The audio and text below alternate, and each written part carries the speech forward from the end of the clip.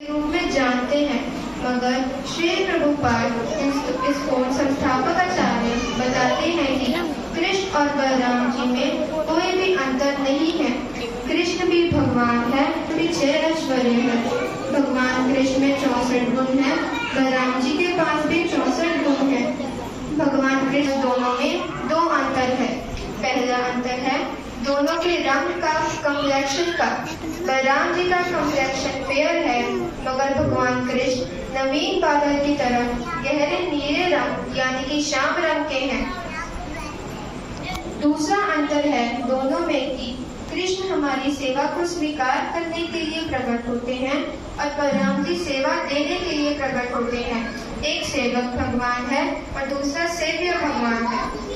एक समय की बात है कि क्रीड़ा करने की इच्छा से पूर्ण पुरुषोत्तम भगवान श्री कृष्ण अपने ग्वाल बालों तथा बलराम जी सहित गांव से गिरकर वृंदावन के जंगल में प्रविष्ट हुए।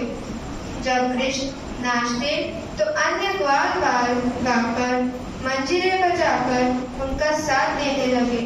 कभी वे कूदते, एक दूसरे की थपथपाते, लड़ते झगड़ते, एक दूसरे से खेलने लगे। कभी वह मेंढकों की तरह फुदक फुदक कर चलते, कई तरह के हास परिहास करते, तो कभी एक दूसरे की नकल उतारते। जब इस तरह से वह वृंदावन के जंगलों में क्रीड़ा कर रहे थे, तो प्रलम्ब नामक एक असुर उनके बीच में घुस आया। कृष्ण आदेश से उसने ग्वाल बाल का वेश धारण कर रखा था, क्योंकि भगवान कृष्ण सर्वज्ञ हैं, इसलिए वो उसे देखते ही पहचान कि वह असुर है। मगर फिर भी भगवान ने यह प्रदर्शित किया कि मानो यह उनका ग्वाल सखा ही हो।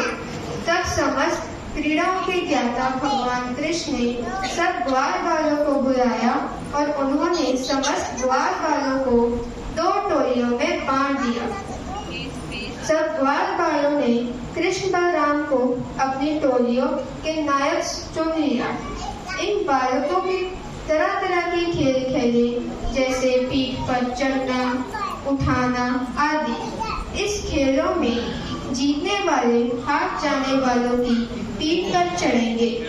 इस तरह सारे बालक एक दूसरे की पीठ पर चढ़ते चढ़ते कृष्ण के पीछे पीछे सारे बालक भांडीर के पेड़ तक जा पहुँचे। हारकर श्री कृष्ण ने श्री धामा को तथा प्रलम्ब ने रोहिणी पुत्र बलराम को अपनी पीठ पर बिठा लिया। प्रलम्ब बलराम जी को बहुत तेजी से उस स्थान से काफी दूर ले गया। जब यह प्रलम्ब बलराम जी को अपनी पीठ पर ले जा रहा था, तो ऐसा लग रहा था मानो काले बादल के बीच बिजली चमक रही हो, जो अपनी पीठ पर चंद्रमा लिए जा रहा हो। बलराम जी समेरु पर्वत की तरह भारी हो गए, जिससे प्रलम्ब को अपनी गति धीमी करनी पड़ी। तब प्रलम्ब ने अपना असली रूप धारण कर लिया। जब हलधर भगवान बलराम ने असुर के इस रूप को देखा, तो वे कुछ भयभीत हो गए।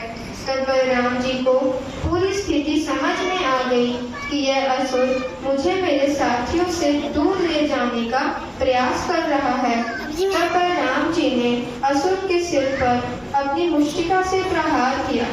बलराम जी की मुष्टिका के प्रहार से प्रलम्ब का सिर फट गया और उसके मुख से रक्त बहने लगा।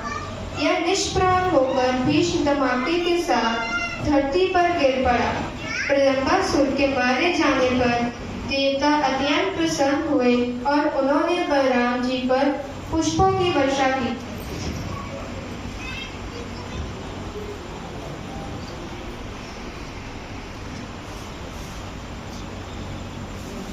हरे कृष्णा कृष्णा कृष्णा हरे हरे, हरे